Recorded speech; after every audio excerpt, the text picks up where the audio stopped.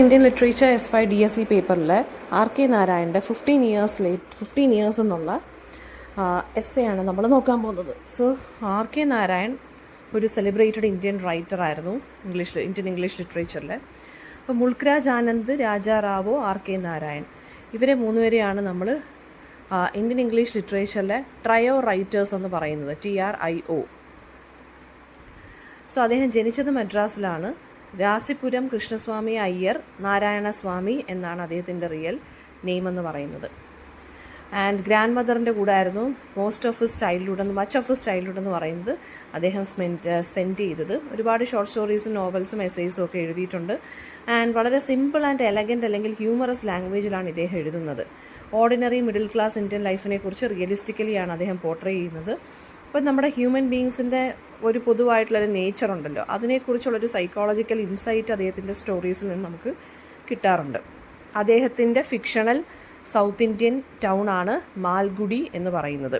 Fictional south Indian town എന്ന് പറയുമ്പോൾ അദ്ദേഹത്തിൻ്റെ മിക്കവാറുമുള്ള സ്റ്റോറീസ് എല്ലാം സെറ്റ് ചെയ്തിരിക്കുന്നത് മാൽഗുഡി എന്ന് പറഞ്ഞ ഒരു ഫിക്ഷണൽ ടൗണിലാണ് സൗത്ത് ഇന്ത്യയിലെ. സോ അദ്ദേഹത്തിൻ്റെ നോവൽസിൻ്റെയും അല്ലെങ്കിൽ ഷോർട്ട് സ്റ്റോറീസിൻ്റെയൊക്കെ ബാക്ക്ഗ്രൗണ്ടായിട്ട് വരുന്നത് ഈ സ്ഥലമാണ്, മാൽഗുഡി എന്നുള്ള സ്ഥലം. ഓക്കെ, അപ്പോൾ Swami and friends, the English teacher, പിന്നെ വെയിറ്റിംഗ് ഫോർ മഹാത്മാ, ഇതൊക്കെയാണ് അദ്ദേഹത്തിൻ്റെ മെയിൻ നോവൽസ് എന്ന് പറയുന്നത്. ഷോർട്ട് സ്റ്റോറി കളക്ഷൻസിനകത്ത് മെയിനായിട്ട് വരുന്നത് മാൽഗുഡി ഡേയ്സ്. പിന്നെ സാഹിത്യ അക്കാദമി അവാർഡും പത്മഭൂഷണും പത്മവിഭൂഷണും ഒക്കെ അദ്ദേഹത്തിന് കിട്ടിയിട്ടുണ്ട്. അപ്പം ഹ്യൂമറസ് ആയിട്ടുള്ള രീതിയിൽ വളരെ സിമ്പിൾ ആൻഡ് നാച്ചുറൽ ഇംഗ്ലീഷിലാണ് അദ്ദേഹം എഴുതുന്നത്. അപ്പം നമുക്ക് പഠിക്കാനുള്ളത് 15 ഇയേഴ്സ് എന്നുള്ള ഒരു ഹ്യൂമറസ് ആൻഡ് സറ്റയറിക്കൽ എസ്സേ ആണ്. അതിനകത്ത് അദ്ദേഹം ഒരു കോൺട്രവേഴ്ഷ്യൽ ഇഷ്യൂവിനെ കുറിച്ചാണ് സംസാരിക്കുന്നത്. അതായത് നമ്മുടെ പോസ്റ്റ് ഇൻഡിപെൻഡൻസ് ഇന്ത്യയിൽ ഇംഗ്ലീഷ് ലാംഗ്വേജിൻ്റെ സ്ഥാനം അഥവാ പ്ലേസ് എന്താണ്, ഇമ്പോർട്ടൻസ് അല്ലെങ്കിൽ സിഗ്നിഫിക്കൻസ് എന്താണ്. പോസ്റ്റ് ഇൻഡിപെൻഡൻസ് എന്ന് വെച്ചാൽ ഇൻഡിപെൻഡൻസിന് ശേഷം എന്താണ് ഇംഗ്ലീഷ് ലാംഗ്വേജിൻ്റെ സ്ഥാനം.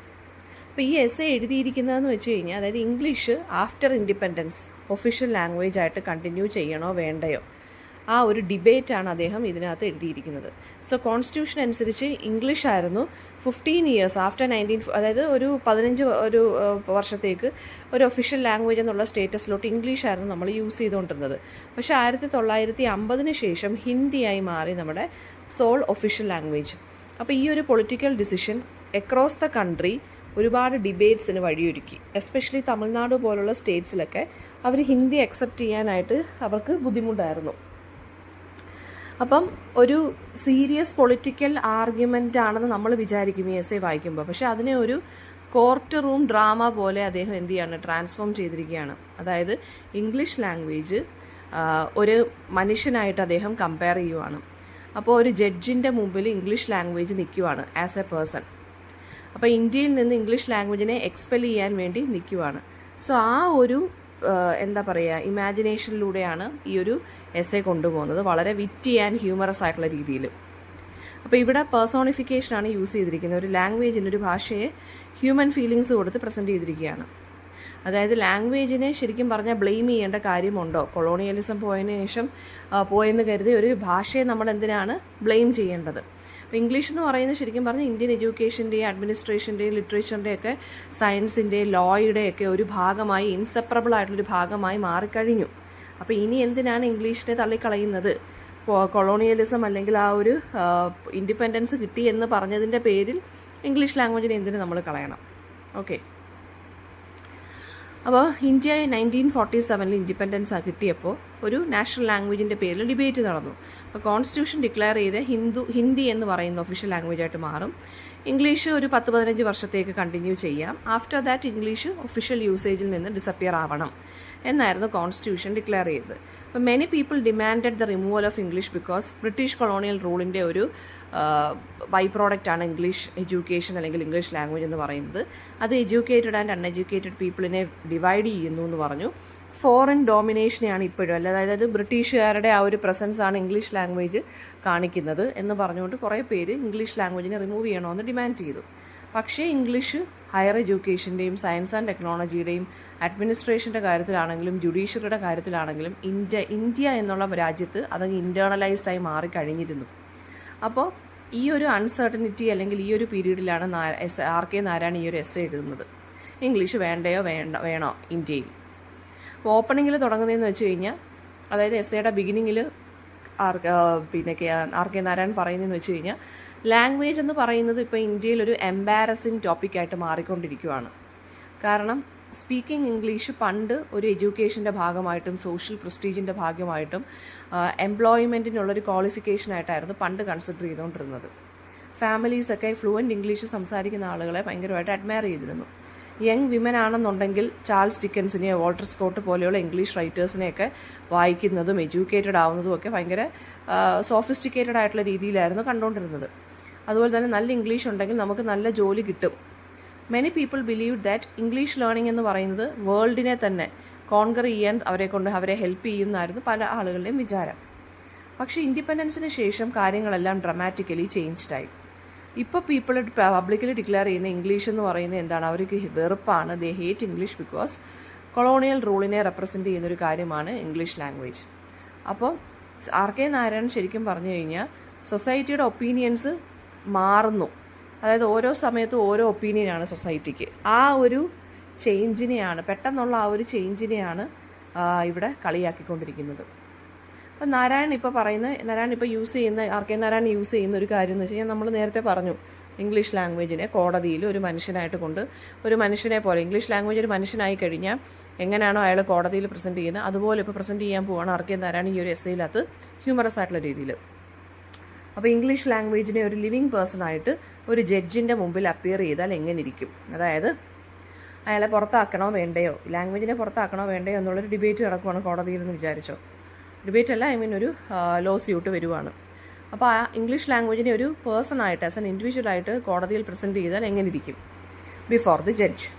അപ്പോൾ ഇംഗ്ലീഷ് പറയുവാണ്, ലാംഗ്വേജ് പറയുവാണ്, എന്തിനാണ് എന്നെ എല്ലാവരും ഇങ്ങനെ ഹേറ്റ് ചെയ്യുന്നത്? What have I done that you hate me so much? അപ്പോൾ ജഡ്ജ് ഇംഗ്ലീഷിൽ തന്നെ അക്യൂസ് ചെയ്യുവാണ്. അത് ബ്രിട്ടീഷ് റൂളേഴ്സിൻ്റെ ലാംഗ്വേജാണ്, ഫോറിനേഴ്സിനെ ഇവിടെ ഡോമിനേറ്റ് ചെയ്യാൻ ഹെൽപ്പ് ചെയ്തത് നീയാണ്, ഇംഗ്ലീഷ് സ്പീക്കിങ്ങും ഓർഡിനറി പീപ്പിളും തമ്മിൽ ഡിവിഷൻസ് ക്രിയേറ്റ് ചെയ്യുന്നു. അത് ഈ ഇംഗ്ലീഷ് ലാംഗ്വേജ് എന്ന് പറയുന്നത് അടിമത്തത്തിൻ്റെ അല്ലെങ്കിൽ സ്ലേവറിയുടെ സിമ്പലാണ്. അതുകൊണ്ട് ജഡ്ജ് ഓർഡർ ചെയ്യുവാണ് ഇംഗ്ലീഷ് ലാംഗ്വേജിൻ്റെ അടുത്ത് ഇന്ത്യയിൽ നിന്ന് പുറത്തു പോകാൻ. അപ്പോൾ ഇംഗ്ലീഷ് ലാംഗ്വേജ് എങ്ങനെ ഡിഫെൻഡ് ചെയ്യുന്നത് കോടതിയിൽ? കാമായിട്ട് പറയുവാണ്, വേർ ഷാൽ ഐ ഗോ? ഞാൻ എവിടെ പോകാനാണ്? അപ്പോൾ ജഡ്ജ് പറയുന്നുണ്ട്, go back to your own country, നീ നിൻ്റെ രാജ്യത്തിലോട്ട് തന്നെ പോവുക. അപ്പം ഹ്യൂമറസ് ആയിട്ട് ഇംഗ്ലീഷ് ലാംഗ്വേജ് പറയുവാണ്, അയ്യോ അത് നടക്കത്തില്ല, because this is my country.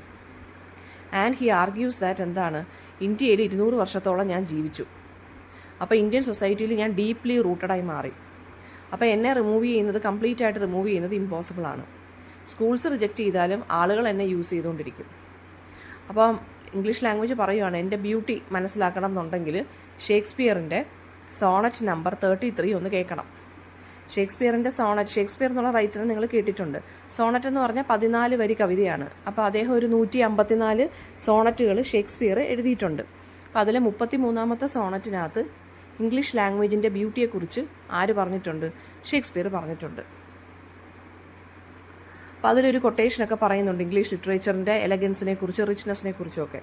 പക്ഷേ ജഡ്ജ് ഇമ്മീഡിയറ്റ്ലി സ്റ്റോപ്പ് ചെയ്യുവാണ്, ലിറ്ററേച്ചറൊന്നും ഇവിടെ കോട്ട് ചെയ്യണ്ട, ബിക്കോസ് എന്താണ്, ഭയങ്കര ബ്യൂട്ടിഫുൾ ആയിട്ടുള്ള ലാംഗ്വേജാണ് ഇംഗ്ലീഷ് എന്ന് ജഡ്ജിക്ക് തന്നെ അറിയാം. അപ്പോൾ പറയുവാണ്, നീ ഇനി ഇവിടെ ആരെയും ഇൻഫ്ലുവൻസ് ചെയ്യാനൊന്നും നോക്കണ്ട, ഈ ഒരു കൊട്ടേഷൻ പറഞ്ഞ്. ആൻഡ് ഇംഗ്ലീഷ് പിന്നെ ആർഗ്യൂ ചെയ്യുന്നതെന്ന് വെച്ച് കഴിഞ്ഞാൽ, I'm more Indian than you can ever be. നിങ്ങളെക്കാട്ടിലും ഒരു ഇന്ത്യൻനെസ് എൻ്റെ ഉള്ളിലുണ്ട്. അതൊരു സർപ്രൈസിങ് സ്റ്റേറ്റ്മെൻ്റ് ആയിരുന്നു. കാരണം ഇംഗ്ലീഷ് ഒരു has become an Indian language. Long ആയിട്ട് ഇങ്ങനെ യൂസ് ചെയ്ത് അതിപ്പോൾ ഒരു ഇന്ത്യൻ ലാംഗ്വേജിൻ്റെ ഭാഗമായിട്ട് തന്നെ മാറി. കാരണം ഒരുപാട് ജനറേഷൻസ് ഓഫ് ഇന്ത്യൻസ് യൂസ് ചെയ്യുന്നുണ്ടായിരുന്നു, ഇംഗ്ലീഷിൽ എഴുതാനും പഠിച്ചിട്ടുണ്ട്. ഇന്ത്യൻ ലിറ്ററേച്ചർ ഇംഗ്ലീഷിൽ ക്രിയേറ്റഡ് ആയി. അഡ്മിനിസ്ട്രേഷൻ പ്രോസസ്സിലും എഡ്യൂക്കേഷനിലും ഈവൻ ജുഡീഷ്യറിയിൽ ഈ ജഡ്ജ് പോലും ഇംഗ്ലീഷിലാണ് സംസാരിക്കുന്നത്. സോ ഇന്ത്യയുടെ ഭാഗമായിട്ട് ഇംഗ്ലീഷ് മാറിക്കഴിഞ്ഞു. പിന്നെ ഇംഗ്ലീഷ് സെവറൽ പ്രാക്ടിക്കൽ ക്വസ്റ്റ്യൻസ് ചോദിക്കുവാണ് ജഡ്ജിൻ്റെ അടുത്ത്. ഇന്ത്യ എന്ന് പറയുന്ന രാജ്യത്ത് ഫുള്ളി ട്രാൻസ്ലേറ്റഡ് ലീഗൽ ഡോക്യുമെൻറ്റ്സ് ഉണ്ടോ? അതായത് ഇംഗ്ലീഷ് വാക്ക് ഉപയോഗിക്കാത്ത ലീഗൽ ഡോക്യുമെൻറ്റ്സ് ഉണ്ടോ? അവിടെ ഒരു നാഷണൽ ലാംഗ്വേജ് ഉണ്ടോ സ്റ്റാൻഡേർഡ് ആയിട്ടുള്ള? അതുപോലെ തന്നെ ഹിന്ദിയും ഉറുദുവും തമ്മിലുള്ള ഡിഫറൻസസ് മാറിയോ? ഇതൊക്കെ ആര് ചോദിക്കുവാണ്? ഇംഗ്ലീഷ് ചോദിക്കുവാണ്. അപ്പോൾ ഇംഗ്ലീഷ് ഒരു കഥ പറയുവാണ്, ഒരു സ്റ്റോറി പറയുവാണ് ജഡ്ജിൻ്റെ അടുത്ത്. അതായത് ഒരു ഓതറിൻ്റെ ഹിന്ദി ട്രാൻസ്ലേഷൻ എല്ലാവരും ക്രിട്ടിസൈസ് ചെയ്യുവാണ്. ചില റീഡേഴ്സ് കംപ്ലയിൻറ്റ് ചെയ്തു അതിനകത്ത് ഫുൾ സാൻസ്ക്രിറ്റ് വേർഡ്സ് ആണെന്ന്. ചിലർ ഒബ്ജക്റ്റ് ചെയ്തു അതിനകത്ത് ഫുൾ ഉറുദു വേർഡ്സ് ആണെന്ന്. അപ്പോൾ ആരെയും സാറ്റിസ്ഫൈ ചെയ്യാൻ പറ്റാത്തതുകൊണ്ട് ഓതർ എന്ത് ചെയ്തു, ട്രാൻസ്ലേഷൻ പ്രോസസ്സ് അബാൻഡൻ ചെയ്തു, അതായത് സ്റ്റോപ്പ് ചെയ്തു. അപ്പം ഈ ഒരു സ്റ്റോറി വെച്ചിട്ട് പറയുവാണ് ഇംഗ്ലീഷിനെ പ്രാക്ടിക്കലി നമുക്ക് പെട്ടെന്ന് എന്ത് ചെയ്യാൻ പറ്റത്തില്ല, റീപ്ലേസ് ചെയ്യാൻ പറ്റത്തില്ല. എന്നിട്ട് ജഡ്ജി ഇമാജിൻ ചെയ്യുന്നുണ്ട് ഇംഗ്ലീഷ് എന്ന് പറയുന്നത് എന്താണ്, ഒരു British imperialist carrying A Trident ആണെന്ന്. അതായത് ശൂലം എഴുതി നിൽക്കുന്ന ഒരു ബ്രിട്ടീഷുകാരനാണ് ഇംഗ്ലീഷ് ലാംഗ്വേജ് എന്ന് പറയുന്നുണ്ട്, ക്രിട്ടിസൈസ് ചെയ്യുന്നുണ്ട് ജഡ്ജി. അപ്പോൾ ഇംഗ്ലീഷ് ലാംഗ്വേജ് ഈ ഒരു ഇമേജിനെ റിജക്റ്റ് ചെയ്യുന്നു. എന്നിട്ട് പറയുവാണ് ഞാൻ ശൂലവേന്തിയ ബ്രിട്ടീഷുകാരനല്ല, ഞാനൊരു ഗോഡസ് സരസ്വതിയുടെ ഡിവോട്ടി മാത്രമാണ്. ഈ മെറ്റഫർ സജസ്റ്റ് ചെയ്യുന്ന എന്താണ്, ഇംഗ്ലീഷ് ലാംഗ്വേജ് അല്ലെങ്കിൽ ഇംഗ്ലീഷ് എന്ന് പറയുന്ന ഭാഷ it is now dedicated to അല്ലെങ്കിൽ devoted to knowledge, education and learning. അല്ലാതെ കൊളോണിയൽ ഡൊമിനേഷൻ്റെ ഒരു ഭാഗം മാത്രമല്ല ഈ ഭാഷ എന്ന് പറയുന്നത്. നിങ്ങൾ ഇന്ത്യക്കാരുടെ ലാംഗ്വേജിൻ്റെയും നോളജിൻ്റെയും എഡ്യൂക്കേഷൻ്റെയും ഭാഗമാണ് ഞാൻ. അതുകൊണ്ട് ഞാൻ ഗോഡസ് സരസ്വതിയുടെ ഒരു ഡിവോട്ടിയാണെന്ന് പറയുവാണ് ഇംഗ്ലീഷ് ലാംഗ്വേജ്. എന്ന് വെച്ചാൽ നോളജിന് നാഷണാലിറ്റി ഒന്നും ഇല്ല. അങ്ങനെ ജഡ്ജിൻ്റെ ഫൈനൽ ഡിസിഷൻ എന്താണെന്ന് വെച്ചാൽ ജഡ്ജിന് മൈൻഡ് ചേഞ്ച് ചെയ്യാൻ താല്പര്യമില്ല. ഇംഗ്ലീഷ് ഉള്ള ഒരു 10-15 വർഷം കൂടെ അവിടെ നിന്നാൽ മതിയെന്ന്. അപ്പോൾ ഇംഗ്ലീഷ് ചോദിക്കുവാണ് 15 years ഫ്രം വാട്ട് ടൈം. പക്ഷേ ജഡ്ജിനൊരു ആൻസർ ഇല്ല. കൺഫ്യൂസ്ഡ് ആൻഡ് എംബാരസ്ഡ് എന്താണ്, ജഡ്ജി കോർട്ട് സെഷൻ അവസാനിപ്പിക്കുകയാണ് ചെയ്യുന്നത്.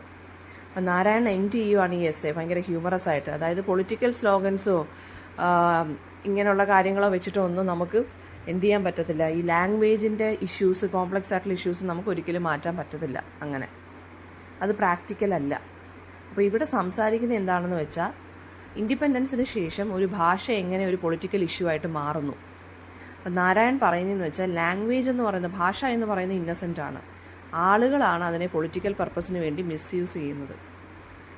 അപ്പോൾ ഒരു ഭാഷ നമുക്കൊരിക്കലും അടിച്ചേൽപ്പിക്കാൻ ഇമ്പോസ് ചെയ്യാനും പറ്റത്തില്ല ആളുകളുടെ മുകളിൽ. നമുക്കൊരിക്കലും അങ്ങനെ ഫുള്ളി കംപ്ലീറ്റ്ലി അതിനെ റിമൂവ് ചെയ്യാനും പറ്റത്തില്ല. അപ്പോൾ നാരായൺ പറയുന്നതെന്ന് വെച്ചാൽ ഇംഗ്ലീഷ് എന്ന് പറയുന്നൊരു ഫോറിൻ ലാംഗ്വേജ് മാത്രമല്ല, ഇപ്പം നമ്മുടെ പാർട്ട് ആൻഡ് പാർസലായി മാറിക്കൊണ്ടിരിക്കുകയാണ്. 200 വർഷത്തോളം നമ്മൾ യൂസ് ചെയ്തിട്ട് പെട്ടെന്ന് ഇംഗ്ലീഷ് ലാംഗ്വേജിനെ എഡ്യൂക്കേഷനിൽ നിന്നും ലിറ്ററേച്ചറിൽ നിന്നും ഗവൺമെൻറ്റിൽ നിന്നുമൊക്കെ മാറ്റുക എന്ന് പറയുന്നത് പ്രാക്ടിക്കലായിട്ടുള്ള കാര്യമല്ല, അല്ലേ? അതൊരു ഇന്ത്യൻ മീഡിയം ഓഫ് എക്സ്പ്രഷനായിട്ട് ഇംഗ്ലീഷ് ലാംഗ്വേജ് മാറിക്കഴിഞ്ഞു. സോ അദ്ദേഹം ഈ ഒരു എക്സ്ട്രീം ആയിട്ടുള്ള ഈ ഒരു പെട്ടെന്ന് ആളുകൾക്ക് ഒരു പേട്രിയോട്ടിസോ അല്ലെങ്കിൽ നാഷണലിസ്റ്റ് ഫീലിംഗ് വരുവാണ്, രാജ്യസ്നേഹം കൂടി വരിക. എന്താ വെച്ചാൽ ബ്രിട്ടീഷുകാർ പോയി, അതുകൊണ്ട് നമുക്ക് എത്രയും പെട്ടെന്ന് തന്നെ ഇംഗ്ലീഷ് ലാംഗ്വേജിനെ എടുത്ത് കളയണം എന്ന് പറയുന്ന ആ ഒരു ആറ്റിറ്റ്യൂഡ്, എക്സ്ട്രീം ആയിട്ടുള്ള നാഷണലിസ്റ്റ് ആറ്റിറ്റ്യൂഡ് ശരിയല്ല. അതിനെയാണ് ഇദ്ദേഹം ഇവിടെ മോക്ക് ചെയ്യുന്നത് അല്ലെങ്കിൽ കളിയാക്കുന്നത്. അതായത് ഇംഗ്ലീഷിനോടുള്ള ആ ഒരു ബ്ലൈൻഡ് ആയിട്ടുള്ള വെറുപ്പ് അത് ഇറാഷണലാണ്. ഇറാഷണൽ എന്ന് വെച്ച് കഴിഞ്ഞാൽ അത് ബുദ്ധിപരമായൊരു നീക്കമല്ല. കാരണം എന്താണ്, ഒരുപാട് പേർക്ക് എക്സലൻ്റ് ആയിട്ടുള്ള ഇംഗ്ലീഷിൽ സംസാരിക്കാം എന്ന് വെച്ചാൽ എല്ലാവരുടെയും പാർട്ട് ആൻഡ് പാർസലിൽ നമ്മൾ ഇംഗ്ലീഷ് വേർഡ്സ് യൂസ് ചെയ്യുന്നുണ്ട്. ഈ ജഡ്ജി തന്നെ ഇംഗ്ലീഷിലാണ് സംസാരിക്കുന്നത്, എന്നിട്ട് ഇംഗ്ലീഷ് ലാംഗ്വേജിനെ കുറ്റം പറയുകയാണ് ചെയ്യുന്നത്. ഈ ഒരു കോൺട്രഡിക്ഷനാണ് ഈ ഒരു എസ്സേക്കകത്ത് ഹ്യൂമർ ക്രിയേറ്റ് ചെയ്യുന്നത്. അപ്പോൾ ജഡ്ജി ഇമോഷണലി ആർഗ്യൂ ചെയ്യുന്നു, ഇംഗ്ലീഷ് പ്രാക്ടിക്കലായിട്ട് ആർഗ്യൂ ചെയ്യുവാണ് ജഡ്ജിൻ്റെ മുമ്പിൽ. ജെന്യൂൻ ആയിട്ടുള്ള ക്വസ്റ്റ്യൻസാണ് ഇംഗ്ലീഷ് ലാംഗ്വേജ് ചോദിക്കുന്നത്. അപ്പം പ്രാക്ടിക്കൽ വിസ്റ്റത്തിനാണ് ഇവിടെ ഇമ്പോർട്ടൻസ് വരുന്നത്, നാരായണന് ഇമ്പോർട്ടൻസ് കൊടുക്കുന്നത്, അല്ലാതെ പൊളിറ്റിക്സ്, ഇമോഷണൽ ആയിട്ടുള്ള പൊളിറ്റിക്സിനല്ല. പിന്നെ ലാംഗ്വേജ് എന്ന് പറയുന്നത് ന്യൂട്രൽ ആയിട്ടുള്ളൊരു കാര്യമാണ്. ലാംഗ്വേജ് കാരണമല്ല കൊളോണിയലിസം ഇവിടെ ഹാപ്പൻ ചെയ്തത്. ആളുകൾ ലാംഗ്വേജിനെ മിസ്യൂസ് ചെയ്യുന്നു, അല്ലേ? അതുപോലെ തന്നെ നോളജിനെ നമ്മൾ ഒരിക്കലും റിജക്റ്റ് ചെയ്യേണ്ട കാര്യമില്ല. കാരണം ഈ ഒരു ലാംഗ്വേജ് ഫോറിൻ ആണെന്നും പറഞ്ഞ് ഇംഗ്ലീഷ് ലാംഗ്വേജിനെ, ഇംഗ്ലീഷ് ലിറ്ററേച്ചറിനെ നമ്മൾ റിജക്റ്റ് ചെയ്യേണ്ട കാര്യമില്ല. ഇംഗ്ലീഷ് 200 വർഷം ഇവിടെ നിന്നതുകൊണ്ട് തന്നെ ഇംഗ്ലീഷിനൊരു ഇന്ത്യൻ ഐഡൻറ്റിറ്റി വന്നു കഴിഞ്ഞു. ഇന്ത്യൻ ടീച്ചേഴ്സും റൈറ്റേഴ്സും സ്റ്റുഡൻസും ലോയേഴ്സും ജഡ്ജസും സയൻറ്റിസ്റ്റുകളും എല്ലാം ഇംഗ്ലീഷിനെ അതുപോലെ തന്നെ അഡാപ്റ്റ് ചെയ്തിട്ടുണ്ട്. അപ്പോൾ ഇംഗ്ലീഷ് എന്ന് പറയുന്നത് എന്താണ്, it belongs to both Britain and India. അതാണ് ഈ എസ്സേക്കകത്ത് ഇവിടെ സംസാരിക്കുന്നത്. ഇതിനകത്ത് യൂസ് ചെയ്തിരിക്കുന്ന ലിറ്റററി ഡിവൈസ് എന്ന് വെച്ചാൽ പേഴ്സോണിഫിക്കേഷൻ. ഞാൻ പറഞ്ഞു, അതായത് ഇംഗ്ലീഷ് ലാംഗ്വേജിനെ ഒരു ലിവിങ് ക്യാരക്ടറായിട്ട് മാറുകയാണ് ചെയ്യുന്നത്. അയാൾ സ്വന്തമായിട്ട് ഡിഫെൻഡ് ചെയ്യുവാണ് കോർട്ടിൽ. പിന്നെ ഇതിനകത്ത് സറ്റയർ, കളിയാക്കിക്കൊണ്ടാണ്, ആക്ഷേപഹാസ്യം പോലാണ് ഇത് എഴുതിയിരിക്കുന്നത്. ഇംഗ്ലീഷിനെ ക്രിട്ടിസൈസ് ചെയ്യുന്നു ജഡ്ജ്, പക്ഷേ സംസാരിക്കുന്നത് ഇംഗ്ലീഷിലാണ്. ഇംഗ്ലീഷിനെ ക്രിമിനലിനെ പോലെ കാണുന്നു, പക്ഷേ ഇംഗ്ലീഷ് ലാംഗ്വേജിനെ മാറ്റി നിർത്താനും പറ്റുന്നില്ല. 15, അതായത് എപ്പോഴാണ് എന്നെ തള്ളി, 15 വർഷത്തേക്ക് ഇവിടെ സ്റ്റേ ചെയ്യാമെന്ന് പറയുന്നു, 15 വർഷം കഴിഞ്ഞാൽ ലീവ് ചെയ്യണമെന്ന് പറയുന്നു. അപ്പോൾ ഈ 15 വർഷം എന്ന് പറയുമ്പോൾ ഏത് 15 വർഷമാണെന്ന് ചോദിക്കുന്നുണ്ട് ആര്, നമ്മുടെ ഇംഗ്ലീഷ് ലാംഗ്വേജ്. അപ്പോൾ ജഡ്ജിന് ആൻസർ ഇല്ല. അപ്പോൾ എൻറ്റയർ കോർട്ട് റൂം ഡയലോഗ് എന്ന് പറയുന്നത് തന്നെ ഭയങ്കര വിറ്റി ആയിട്ടുള്ള ഈ വിറ്റി എക്സ്ചേഞ്ചിലാണ് പോകുന്നത്, വിറ്റി ഡയലോഗ്സിലാണ്. വിറ്റി ഡയലോഗ്സ് എന്ന് വെച്ചാൽ എന്താ, ഉരുളക്കുപ്പേര് മറുപടി പോലെ അങ്ങ് പോവുകയാണ് രണ്ടുപേരും തമ്മിൽ. അപ്പോൾ ഒരു ജഡ്ജും ഇംഗ്ലീഷ് ലാംഗ്വേജും തമ്മിലുള്ളൊരു കോൺവെർസേഷൻ പോലാണ് ഈ എസ്സേ സ്ട്രക്ചർ ചെയ്തിരിക്കുന്നത് അല്ലേ. അപ്പോൾ ഇതിനകത്ത് ഇവിടെ പറഞ്ഞേക്കുന്നതെന്ന് വെച്ച് കഴിഞ്ഞാൽ പോസ്റ്റ് ഇൻഡിപെൻഡൻസ് ലാംഗ്വേജ് ഡിബേറ്റിനെ കുറിച്ച് പറയുന്നു, ഇംഗ്ലീഷ് ലാംഗ്വേജിൻ്റെ റെലവൻസിനെ കുറിച്ച് പറയുന്നു. RK നാരായൺ ഹ്യൂമറസ് ആൻഡ് സറ്ററിക്കൽ ആയിട്ടുള്ള രീതിയിലാണ് ഈ എസ്സേ എഴുതിയിരിക്കുന്നത്. ഓക്കെ, ലാംഗ്വേജ് എന്ന് പറയുന്നത് പൊളിറ്റിക്സിനും അപ്പുറമാണെന്ന് പറയുന്നു. അതാണ് ഈ ഒരു എസ്സേക്കകത്ത് അദ്ദേഹം സംസാരിക്കുന്നത്.